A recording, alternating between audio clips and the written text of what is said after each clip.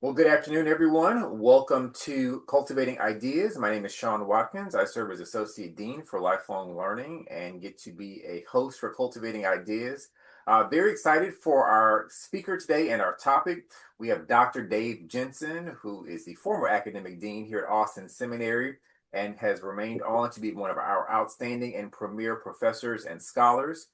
He has taught Reformed theology at Austin Seminary since 2001. His teaching and research focus on connections between Christian beliefs and everyday life topics such as work, family, and community.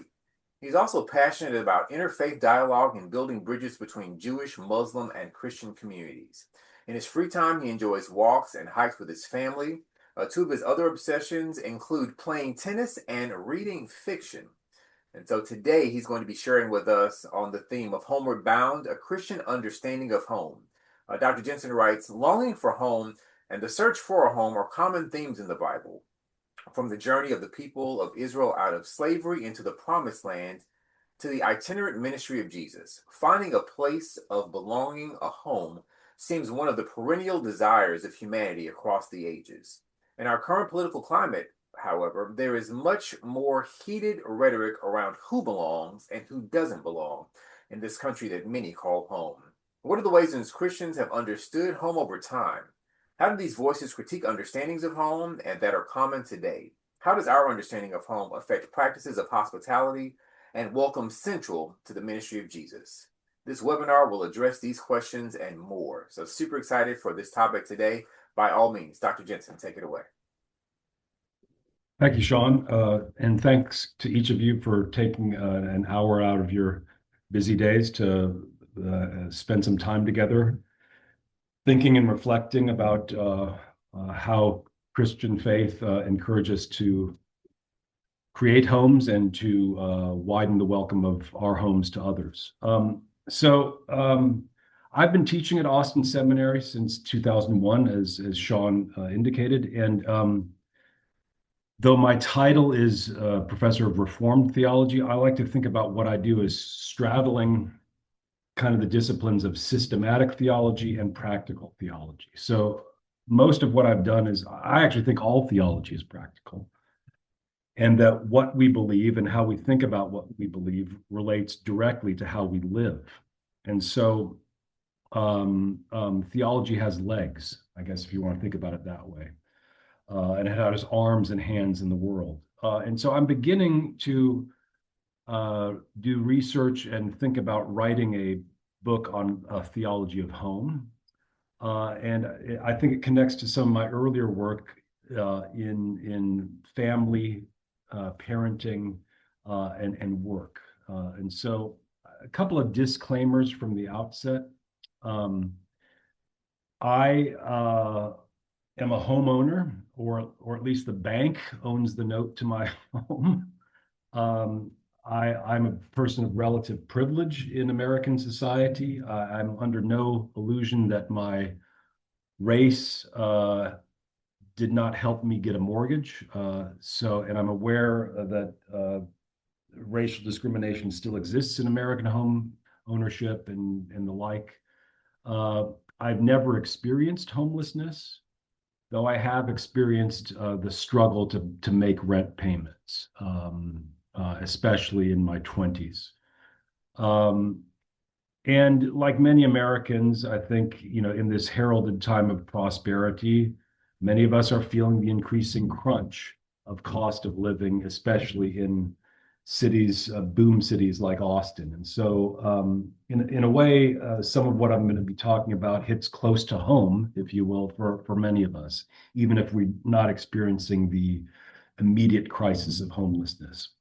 So I'm going to share my screen and want to make sure that each of you can see it. Let's see.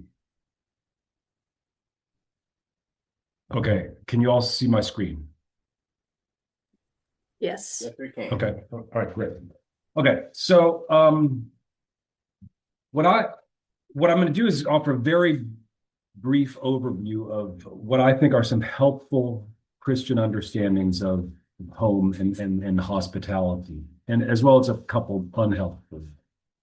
And then we're going to talk about this after about 20, 25 minutes.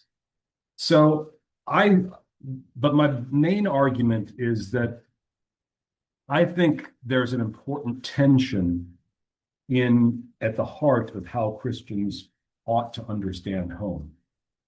And this is reflected in this title of this presentation, Homeward Bound. And what does bound mean? Okay.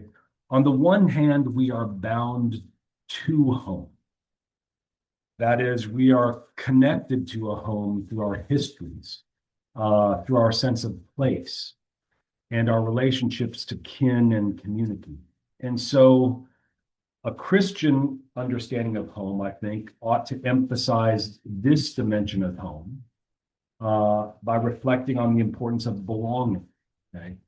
How does home create a sense of belonging that widens the welcome beyond just my immediate family? Okay, this is really important at a time in our nation's history that many are getting the message that they do not belong here. Okay, and I think this understanding of home, that we are bound to a home, is directly related to how we understand the church. The church, in a sense, is a home. And this bound to home emphasizes hospitality and the widening of welcome and the widening of the domestic circle. Okay, so that's one dimension of home. We are bound to home. We are connected to a place. We are connected to people.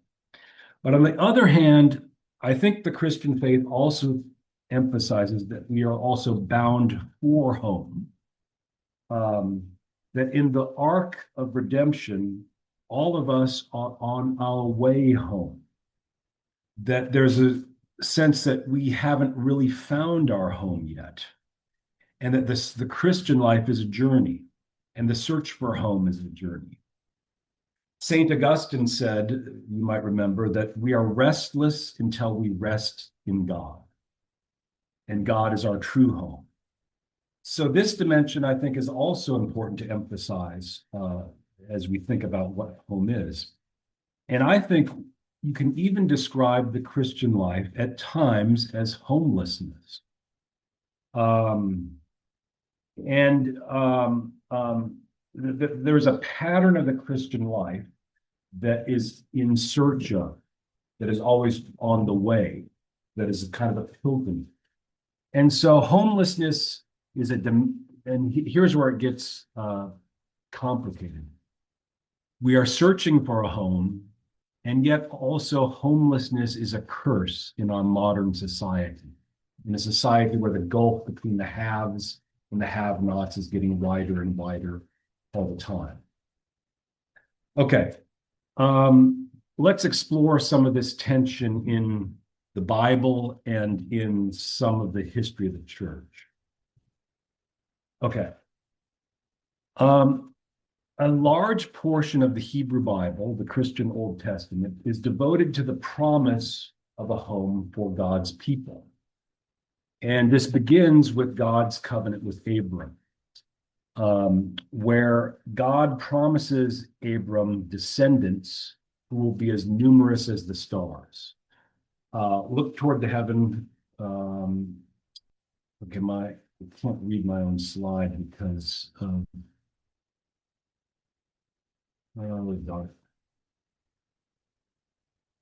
want to be able to read my Bible quote. But there we go. Okay. Can you all see that? Okay. Yep, we can. Okay, look toward the heaven and count the stars. If you are able to count them, so shall your descendants be. So this early part of our scriptures indicates that home is, in some senses, formed by kinship and family. Okay, so one important dimension of home is it's the kinship that we have with them.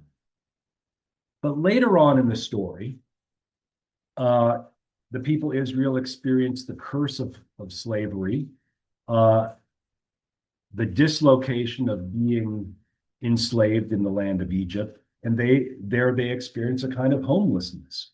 They are foreigners in the land of Egypt. Their labor is exploited by the people who call Egypt home.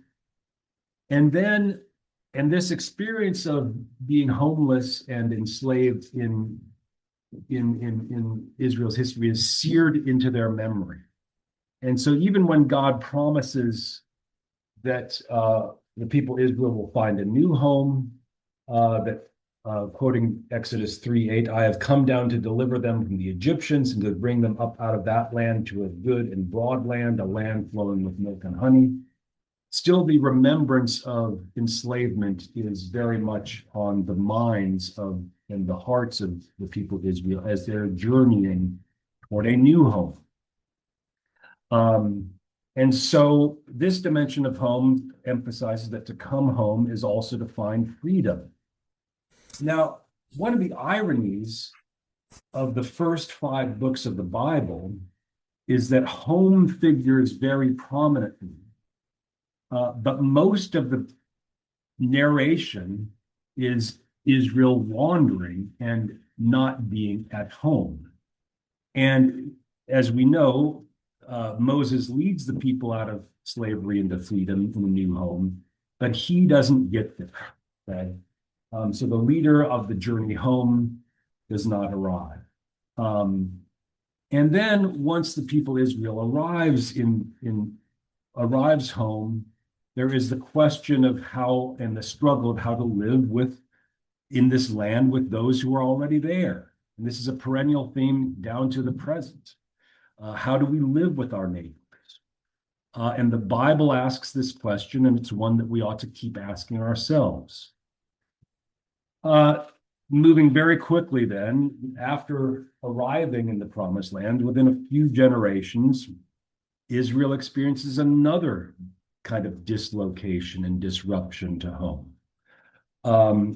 Israel is conquered by the Babylonians, and the people are forcibly relocated to Babylon. Here's an artistic rendition of the Babylonian conquering of Jerusalem and the destruction of the temple and the people being wandering into Babylon away from home.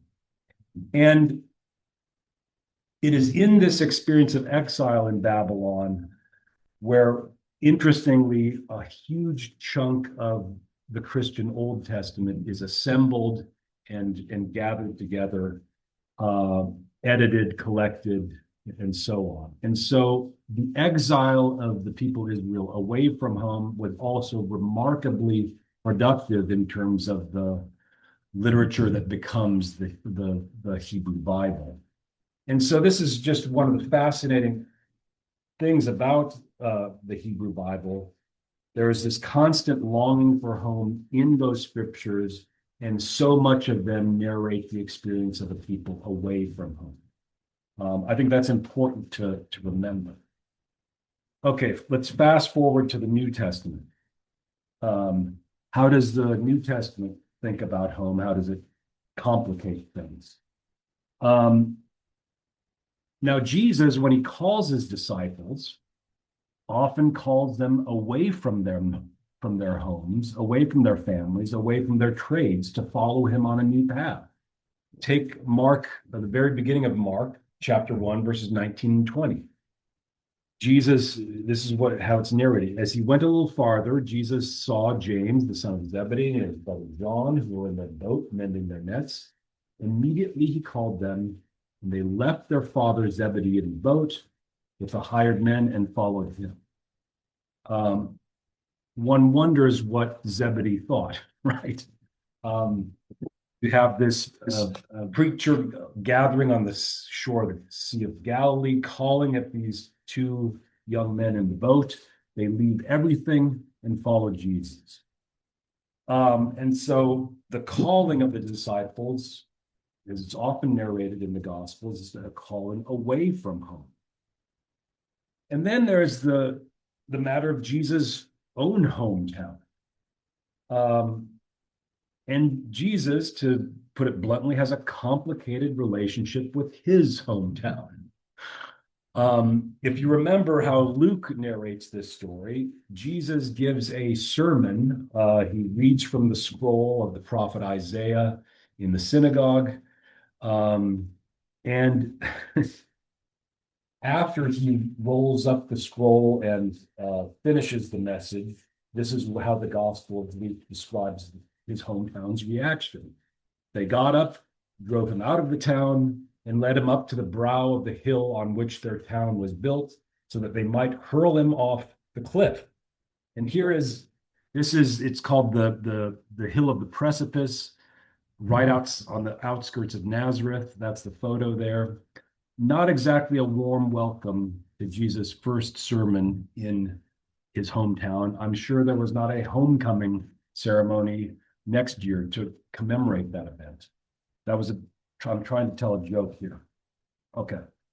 And as we get further into the message of Jesus, he says some complicated and in some ways troubling things about home. Here's what Jesus says in the Gospel of Matthew. Foxes have holes and birds of the air have nests, but the Son of Man has nowhere to lay his head. We know from the Gospels that Jesus moved from place to place. He wandered. He relied on the hospitality of others. I don't think it's any stretch of the imagination to say that Jesus did experience a kind of homelessness throughout his ministry. So all of this is to say that there are many strands of the Gospels that stress that following Jesus can result in a shift away from what one thinks of one's home and into a new understanding of what home is. That some of the ties of home might get in the way of following. However, we also know that the early church began in homes. The early Christian movement, moreover, represented a significant rethinking of what constituted the home. This is very evident in the beginning of the book of Acts, where we read this of the early Christian movement. All who believed were together and had all things in common. They would sell their possessions and goods and distribute the proceeds to all as any had need. And they broke bread at home and ate their food with glad and generous hearts. And so I think one way of understanding texts like this from Acts is that God was calling the faithful to expand their understanding of home beyond the ties of kinship and bloodline in a new family that is constituted primarily by the waters of baptism rather than the blood ties of kin and kinship. So the waters of baptism create a new home for the emergent Christian church, if you will. And it's really no exaggeration, in my view, to say that without these home churches, without these house churches, and without this rethinking of home, Christianity might not have spread so rapidly throughout the Mediterranean world. It spreads from home to home to home. Okay, now another thing that happens in the early church, in the first couple generations, is that as the church moves into other parts of the Mediterranean world, it starts reflecting some of the assumptions of the Greco-Roman. And one of those assumptions is a patriarchal and hierarchical understanding of family. And so, there's these, Ephesians, the quote from Ephesians 5 is about submission of wives to husbands. There are, in many parts of the New Testament, these household codes that delineate some members of the household are to be obedient toward others, and so on and so forth. And so I think what's going on here is complicated. In many ways, the early church redefines and reconstructs home and family, along what might be seen as rather radical lines, even egalitarian ones, sharing all things in common. And yet, at the same time, the early church also adopts some very patriarchal understandings of home and family. So it's not either or, it's really both and in the early. There are some radical elements of it and some very traditional patriarchal dimensions of it. Okay, let's move now into some voices in the early church. Now, the history of the church's post-biblical reflection on home is very varied. On the one hand, there's a lot of skepticism about home and even skepticism about earthly life. You see this very prominently in the early Christian martyrs. So Ignatius of Antioch, early Christian martyr. Here you have an artist. He actually he is thrown into the lion's den because of his public confession of faith, and you see here how he comes to his gruesome end. But in Ignatius and many of the early Christian martyrs, there is this sense that the earthly ties of home are to be abandoned in favor of finding one's heavenly home that is only found in death. And so Ignatius will write things like this: no earthly pleasures, no kingdoms of this world can benefit me in any way. I prefer death in Christ Jesus to power over the farthest limits of the earth. He who died in place of us is the one object of my quest. He who rose for our sakes is my one desire. Do not talk about Jesus Christ as long as you love this world. Okay, pretty stark way of posing the dilemma here. But for Ignatius, our allegiance to Christ can pit us against the world, home, and so on. In some ways, this is also evident in some of the medieval Christian mystics, people like Bonaventure. Bonaventure described the spiritual journey of the Christian in a way as a series of progressive detachments from ordinary things, material things, home, domestic ties, and so on. And he says this at the end of his book, The Soul's Journey into God: little or no importance should be given to creation, but all to the creative essence, God. And so for Bonaventure, the Christian journey culminates in leaving all earthly things behind and finding ecstasy in God's life. So those are some voices that are skeptical of home in the Christian church's history. At the same time, you have some voices in that history that value the ties of home and value the way in which the Christian church restructures home. I think a good example of this is Saint Benedict, who wrote probably the most influential manual for the monastic life. And Benedict said that the construction of a Christian monastery was a kind of home in which all of the residents of the monastery served one another. Here's an example from his rule: the brothers should serve one another. No one will be excused from kitchen service. The brothers should have specified periods for manual labor as well as prayerful reading. And so this theme of labor for the common good within the home is one that's very important for Benedict. I'm going to rapid fire through a few things here. Later on in Christian history, you have the delightful voice of Martin Luther, who spends a lot of time writing honestly about the joys and challenges of domestic life. He calls the children of the home God's little jesters. He actually writes extensively at one point about finding God in the changing of diapers, which is something that I am aware of no monk prior to Luther describing that delight. You have Horace Bushnell in the American 19th century who calls the home a little church and feels that the home was the place where the Christian faith was nurtured.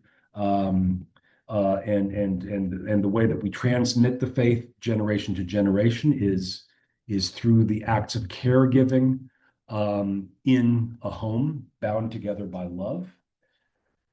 All right. Here's where I'm going to wrap up. I think we need to keep this tension when we're talking about home, when we're thinking about it, when we're practicing it in the Christian life, that we are bound to home and we are bound for home. When we emphasize how we are bound for home, okay, that we are always on our way to our true home, that will keep us from romanticizing the home like I think some versions of Christian fundamentalism do. Okay. It also recognizes that there is no arrangement of home that is fully capturing of the reign of God. Okay. So we have to recognize that we are in some respects always on our way home. But at the same time, we're also bound to a home. That we have obligations to those who we share living space with. This prevents us from denigrating the home or seeing domestic life as somehow trivial. I think one Bonnie Miller McLemore, who is a contemporary American theologian, has described one of the ways in which justice is communicated to the next generation is in basic home household relationships, how labor is shared, how the dishwashing is shared. Okay, that we communicate justice even in those kind of basic mundane acts. And so, in closing, I think if we keep this tension in mind, we might better address some significant contemporary challenges in relation to home. And these are deeply contested things that I have no easy answer to, but I want to signal three that I think are very important for Americans these days to remember. Okay. Number one, how do we, as folks in the United States, live in and call a place home when for most of us, our ancestors came from someplace else? Okay. Whether our ancestors came here by free will or whether they came here by the force and horror of the slave trade, most of us now live on land that belonged to others before us. Okay, so how do we live and cultivate home given the legacy of indigenous displacement from home? Secondly, how do we wrestle with the legacy of, secondly, there's a lot of contemporary American rhetoric and recent legal actions that restrict immigration and imprison and expel undocumented immigrants. As we speak, ICE raids are happening around the clock. How does this political language of home and who belongs here clash with a Christian understanding of home? And I think one way in which Christians ought to address this and remind ourselves is that our understanding of home needs to privilege the experience of the stranger, the immigrant, the one who is in search of a home. And then finally, what about the growing experience of homelessness by so many in our society? How have we constructed a society where so many do not have a home? And how might we reconfigure and rethink home in light of those realities? In conclusion, I think home is grounded in a sense of belonging, that we are welcomed, that we find warmth and home, and hope. And so, as I conclude, how have you found a sense of belonging in your life? How have you helped create a home where others also find that they belong? So, how does your own understanding of home create a wider welcome for others? That is where I'll end. And now we can talk. Thank you, Dr. Jensen.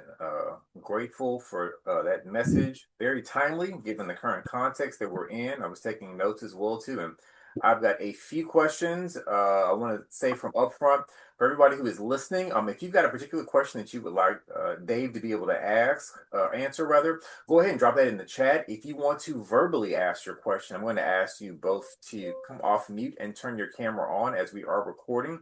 We want to make sure we've got those recorded for our archives. As we're getting started, as always, I take notes and try to do a softball question. So I think my question is, I love the framework of both being bound to home and bound for home.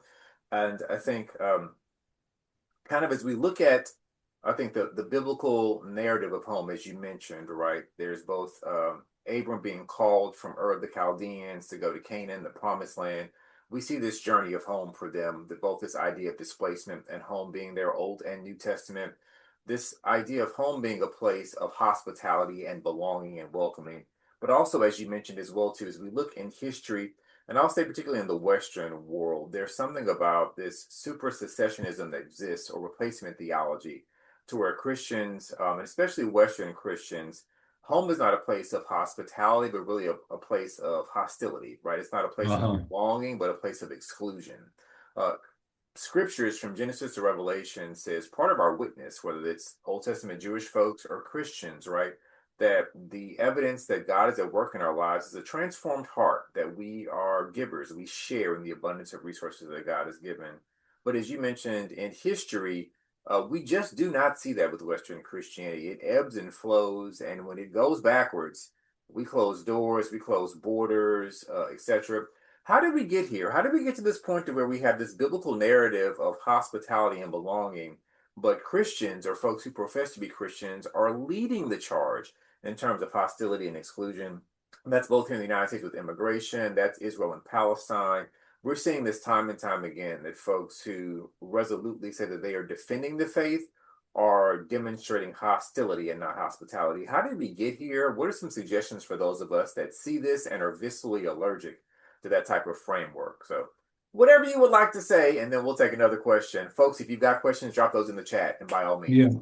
I have, in many ways, Sean, you're asking the question, right?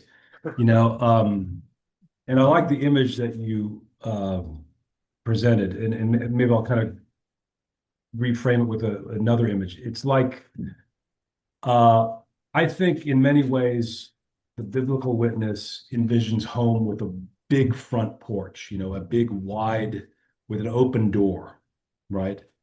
And you know that home is always wider than my kin and so on.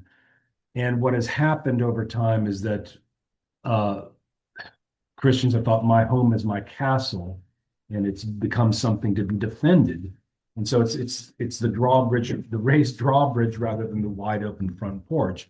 And I think here's one thing that I think happened.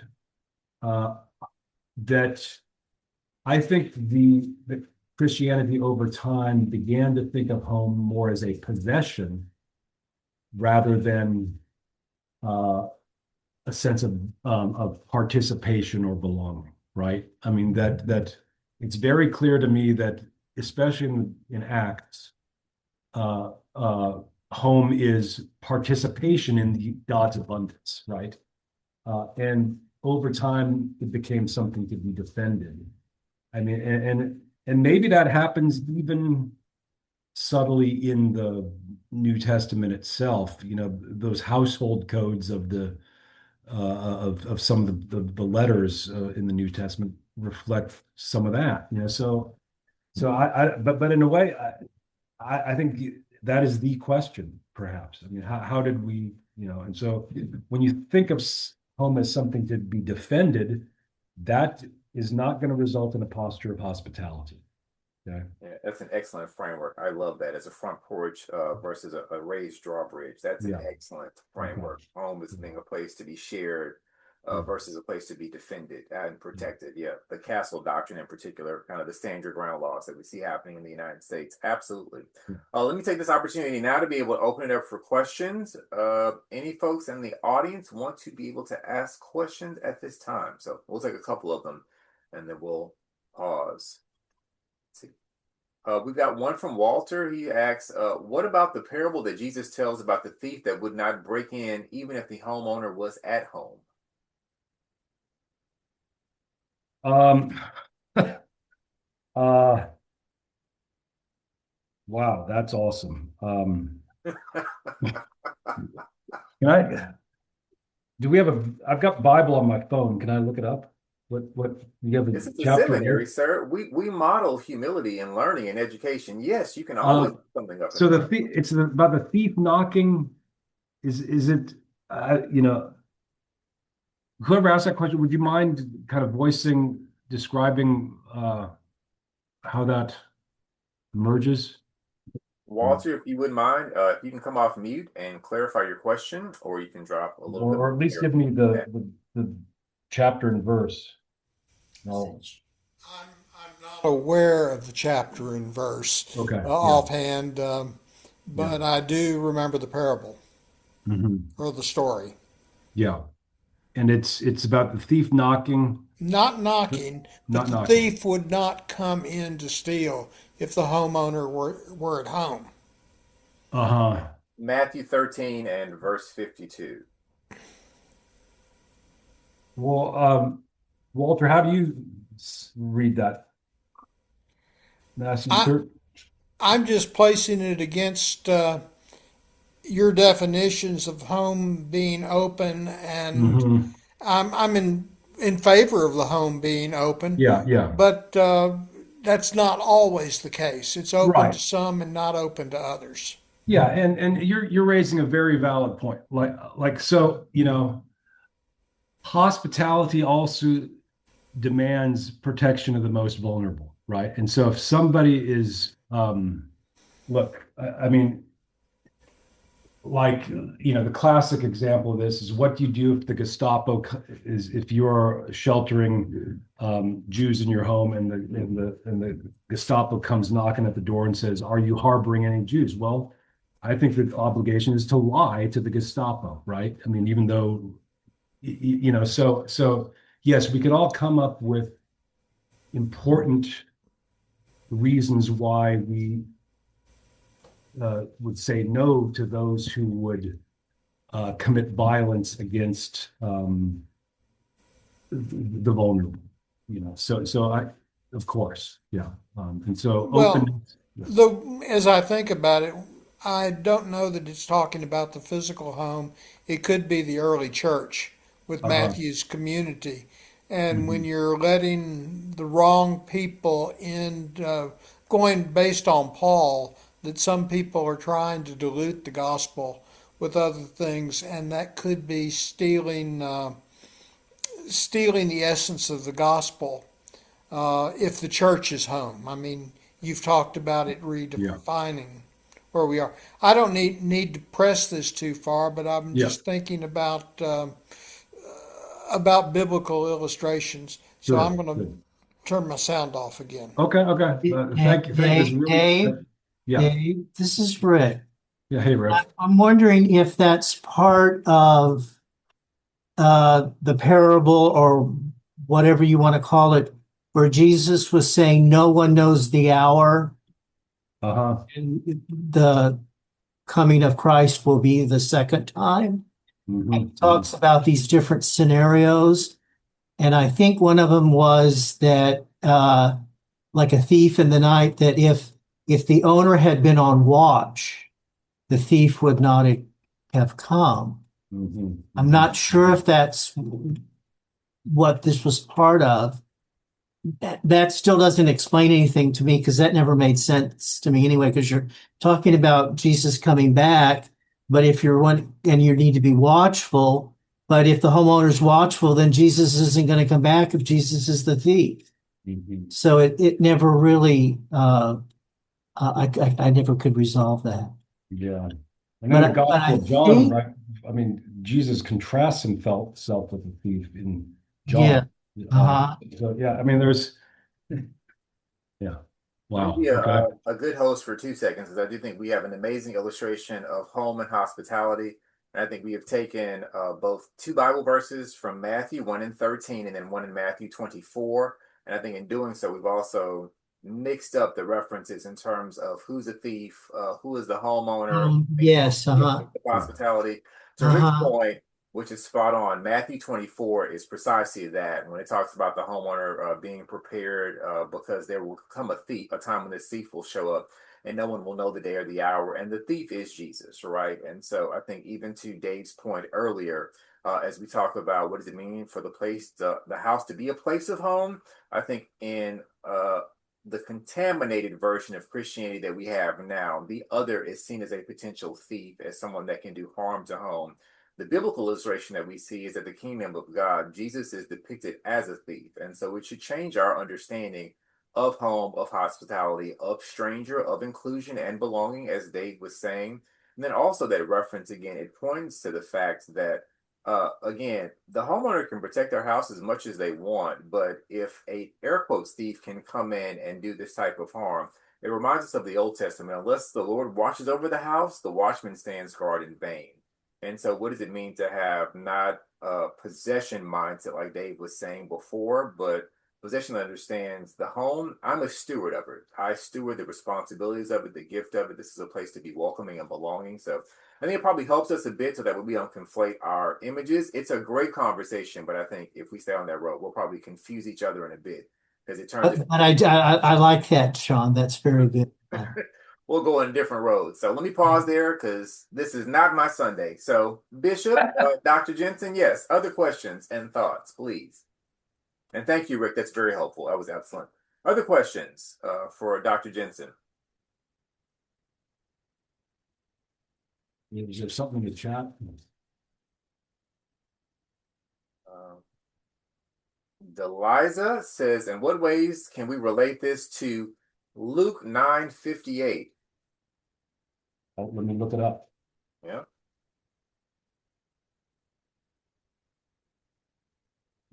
And Jesus said to him, this is the English Standard Version of Luke 9:58. And Jesus said to him, foxes have holes and birds of Yeah. the air have nests, but the Son of Man has nowhere to lay his head. Right. So I did refer to that in the presentation. Jesus there seems to be talking about his own itinerant um, preaching of the gospel. I mean, I mean, Jesus has a hometown, Nazareth. Uh, I feel like I did try to address that in he doesn't experience a warm welcome in his own hometown, and the gospel spent a lot of time delineating how he um, goes place to place, relies on the hospitality of others in spreading the good news. And so I don't want to romanticize a homelessness by any stretch, that Jesus certainly does not view home as a possession, right? It is something that he finds in the community that gathers around him. So, Absolutely. Absolutely. And I think to Eliza's point as well, too, again, this imagery of Christians practicing the hospitality of home. As scripture also talks about that we can be entertaining angels without knowing it. It's this mindset that if Jesus does not have a place to lay his head or a place to call yeah. home, that's even more of a responsibility for Christians to have an open home posture and hospitality and to trust that safety will also be in the Lord's hands as much as it is as the house as well, too. Are there other questions as well? And I think as we're talking about these things too, I've mentioned this before when I was on staff with InterVarsity. One of the greatest gifts that modeled hospitality for me was that there's an old saying that says, if you're once on staff, you're always on staff. And there were 1,200 InterVarsity staff, Christian ministers around the country that were doing a ministry. And anytime you traveled anywhere in the country, you always had a place to stay. If you were on staff and you were Wow. traveling someplace, you got to stay in someone's home. I Wow. stayed at the vice president and director of missions. He was in charge of Urbana, a large evangelical missional conference, 30,000 college students. I had never met him before. I was flying to Madison for something. He said, Sean, I'll be asleep. Here's the gate code to get into our subdivision. Here's where the key will be. You have refrigerator rights. We will see you in the morning when you get up. And I was like, I didn't know this man. What are you doing? But for him, he was like, we are Christians. We are of the family of faith, and what's mine is yours because the earth is the Lord's. And so just, again, that mindset of hospitality. Ted Foot's got a question. He Okay, said, I got to do it in 1 minute because I've got a 1 o'clock class. I got you. We will be good. And Ted said, as he also gives context, Ted says, given dysfunctional and even threatening domestic context and relationships, where is this subject and reality located in the multiple dimensions of exploring the theme of home? It's Okay. in chat, and you can do that in a minute. I'll say it one more time. Given dysfunctional and even threatening domestic context and relationships, where is this subject and reality located in the multiple dimensions of exploring the theme of home? Ed, would you mind kind of Yeah. giving the Cliff Notes version of that to me? Well, it's just that when there's, domestic threats and violence and the warping of lives that occur in that. And I just wondered, I'm not being adversarial. I just wonder where that fits if life and history are a multi-planed chessboard, where does domestic violence and threat and the warping of lives fit in this Right. in our discussion? Yeah, there's the famous statistic, the most dangerous place for women is in the home, right? I mean, domestic violence is rampant in U.S. society. I do not want to romanticize any ties of home. I mean, because home is frequently experienced as a threat, a place of not flourishing, a place of violence. And so all of that, yes.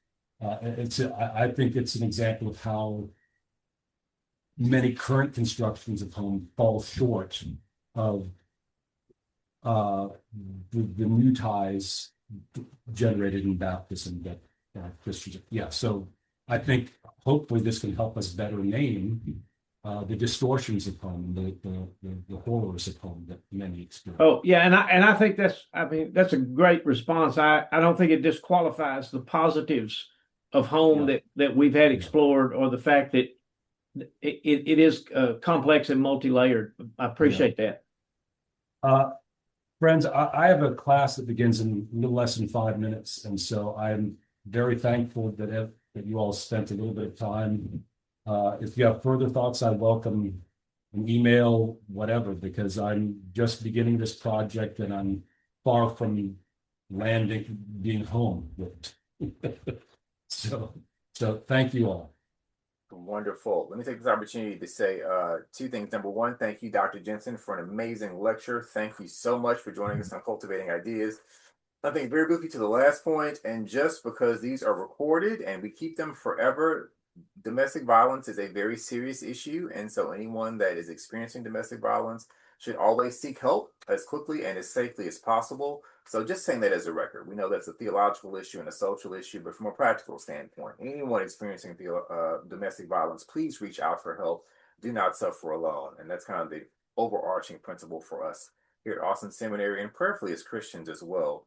Let me conclude by saying thank you all so much for coming. Join us for Cultivating Ideas next month on March 5th. One of my favorites, the Reverend Dr. Crystal Silver McCormick, will be sharing with us South Africa and Palestine, Sister Struggles. So very excited for that one. Until March 5th, take care, everyone. Have a great day. God bless.